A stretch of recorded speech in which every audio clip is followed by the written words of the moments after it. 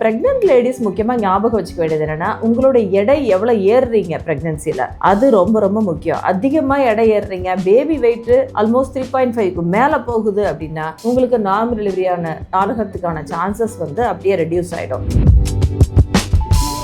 Plus wait அதிகமாக இருக்கப்ப BP, sugar, மற்ற பிரச்சனைகள் வர்றப்ப சிசேரியனுக்கான வாய்ப்புகள் அதிகமாகிடும்.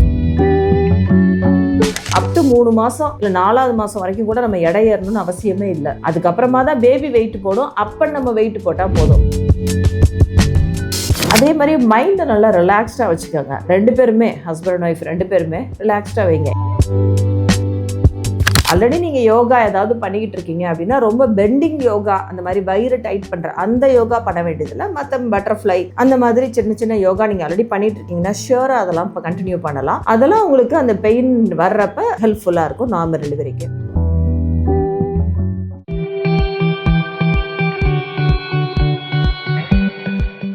இப்போ பார்த்தீங்கன்னா எல்லா லேடிஸும் நார்மல் டெலிவரி எனக்கு வேணும் அப்படின்னு விரும்புகிறாங்க. நல்ல விஷயம்தான், இட்ஸ் வெரி குட். ஏன்னா நார்மல் டெலிவரி பார்க்கறதுக்கு தான் நாங்களும் வந்து விரும்புகிறோம். எங்களுக்குமே சிசேரியன் பண்ணுறதுக்கு இஷ்டமே இல்லை. நார்மல் டெலிவரி ஆகும்போது அதில் கிடைக்கிற ஒரு சாட்டிஸ்ஃபேக்ஷன், திருப்தி அது டிஃப்ரெண்ட் தான். ஸோ அப்போ நார்மலுக்கு ஏதாவது பண்ண முடியுமா ப்ரெக்னென்சியில்? இந்த கொஸ்டின் நிறைய பேருக்கு இருக்குது. ப்ரெக்னென்ட் லேடிஸ் முக்கியமாக ஞாபகம் வச்சுக்க வேண்டியது என்னென்னா, உங்களோட எடை எவ்வளோ ஏறுறீங்க ப்ரெக்னென்சியில், அது ரொம்ப ரொம்ப முக்கியம். அதிகமாக எடை ஏறுறீங்க, பேபி வெயிட் ஆல்மோஸ்ட் 3.5க்கு மேலே போகுது அப்படின்னா உங்களுக்கு நார்மல் டெலிவரியான ஆகிறதுக்கான சான்சஸ் வந்து அப்படியே ரெடியூஸ் ஆகிடும். ப்ளஸ் வெயிட் அதிகமாக இருக்கப்ப பிபி, சுகர், மற்ற பிரச்சனைகள் வர்றப்ப சிசேரியனுக்கான வாய்ப்புகள் அதிகமாகிடும். ஸோ உங்களோட எடை எவ்வளோ ஏறுறீங்கன்றத ரொம்ப கவனமாக இருங்க. அப் டு 3 மாதம் இல்லை 4வது மாதம் வரைக்கும் கூட நம்ம எடை ஏறணும்னு அவசியமே இல்லை. அதுக்கப்புறமா தான் பேபி வெயிட் போடும். அப்போ நம்ம வெயிட் போட்டால் போதும். முன்னாடியே நீங்கள் 10 கிலோ வெயிட் போட்டுட்டீங்க அப்படின்னா அதுக்கு அடுத்து ஒரு 10-15 கிலோ, மொத்தம் 20-25 கிலோ ஏறிடுவீங்க. அப்போ நார்மல் டெலிவரிக்கான சான்சஸ் உங்களுக்கு ரொம்பவே ரெடியூஸ் ஆகிடும். அதே மாதிரி மைண்டை நல்லா ரிலாக்ஸ்டாக வச்சுக்கோங்க. 2 பேருமே, ஹஸ்பண்ட் அண்ட் ஒய்ஃப் 2 பேருமே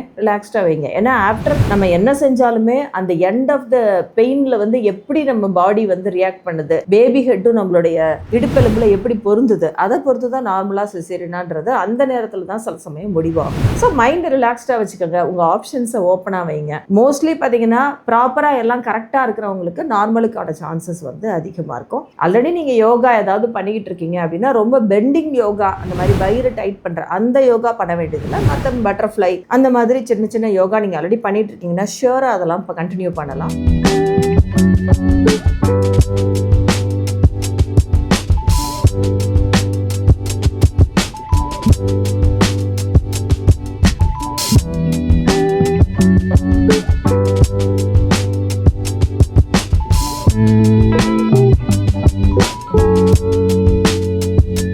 அப்படி இல்லாதவங்க எதுவுமே பண்ணலாம், இப்போ தான் ஃபஸ்ட் டைம் பண்ணுறேன்னா 5th மந்த்லேருந்து நீங்கள் ரிலாக்ஸிங் எக்ஸசைசஸ் பண்ணலாம். அதெல்லாம் பண்ணுறப்ப மசில் ஸ்ட்ரென்தனிங் ஆகும், ப்ளஸ் நல்ல ஃப்ளெக்சிபிலிட்டி இருக்கும். அதெல்லாம் உங்களுக்கு அந்த பெயின் வர்றப்ப ஹெல்ப்ஃபுல்லாக இருக்கும் நார்மல் டெலிவரிக்கு. அதே மாதிரியே அந்த நார்மல் டெலிவரியோட ப்ராசஸ் என்ன நடக்கும் அந்த நேரத்தில், அந்த வலியை நம்ம எப்படி சமாளிக்கிறது, அந்த வலியை எப்படி தாங்கிறது, எந்த அளவுக்கு வலி இருக்கும், எப்படி வலி வரும், அப்போ எப்போ வந்து பாப்பா டெலிவரி ஆகும், இந்த மாதிரி விஷயங்களை முதல்லையே நீங்கள் வந்து ஒரு கிளாஸ் மாதிரி அட்டன் பண்ணி தெரிஞ்சுக்கிறது ரொம்ப ரொம்ப நல்லது. என்ன நடக்குது நமக்கு அந்த டயத்துலன்றதை தெரிஞ்சு வச்சுக்கிறப்ப அந்த டயத்தில் இன்னுமே நீங்கள் டாக்டருக்கு நல்லா கோஆப்ரேட்டிவாக இருப்பீங்க.